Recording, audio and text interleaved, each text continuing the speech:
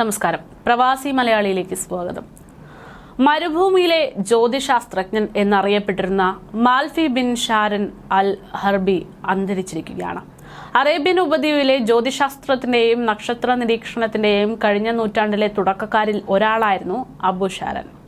ഗോത്രവർഗ്ഗങ്ങളുടെ മരുഭൂമിയിലെ ആദ്യകാല ജ്യോതിശാസ്ത്രത്തിലും വന നിരീക്ഷണത്തിലും അസാമാന്യമായിട്ടുള്ള അറിവിന്റെ പ്രധാന പാരമ്പര്യം പിന്തുടർന്ന വ്യക്തിയാണ് അദ്ദേഹം. ജീവിതകാലം മുഴുവൻ വാന നിരീക്ഷണ പഠനങ്ങളിലൂടെയും കണ്ടെത്തലുകളിലൂടെയും നേടിയ അറിവുമായി മരുഭൂമിയിൽ തന്നെ ജീവിക്കാൻ അദ്ദേഹം ഏറ്റവും കൂടുതൽ ഇഷ്ടപ്പെട്ടു എന്നതാണ് ജനശ്രദ്ധ നേടിയത്. 1929 ഹായിലിലെ മരുപ്രദേശത്ത് ജനിച്ചിട്ടുള്ള അബു ഷാരൻ നക്ഷത്രങ്ങൾക്ക് കീഴിലുള്ള കൂടാരത്തിൽ താമസിക്കാനും ആടുകളെ വളർത്താനും അതുമായി ബന്ധപ്പെട്ട ഗ്രാമീണ ജീവിതം നയിക്കാനും ഒക്കെ ഏറെ താല്പര്യം കാണിച്ച വ്യക്തിയായിരുന്നു. അദ്ദേഹം ജീവിച്ചതും അങ്ങനെയാണ്.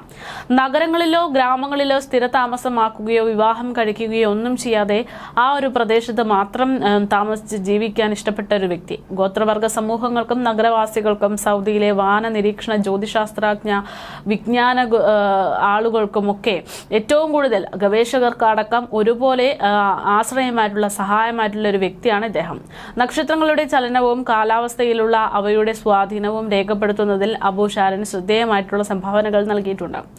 ഒരു നൂറ്റാണ്ടിനടുത്തുള്ള ജീവിതത്തിൽ ആകാശഗോളങ്ങളെ നിരീക്ഷിക്കുകയും അവയുടെ പ്രതിഭാസങ്ങളുമായിട്ട് ബന്ധപ്പെട്ട കാലാവസ്ഥാ മാറ്റങ്ങൾ കൃത്യമായി മനസ്സിലാക്കുകയും ചെയ്യുന്നതിൽ അദ്ദേഹം നടത്തിയ ശ്രമങ്ങളുടെ ഫലമായാണ് പല അറിവുകളും അറേബ്യയിലുടനീളം ശ്രദ്ധേയമായത്.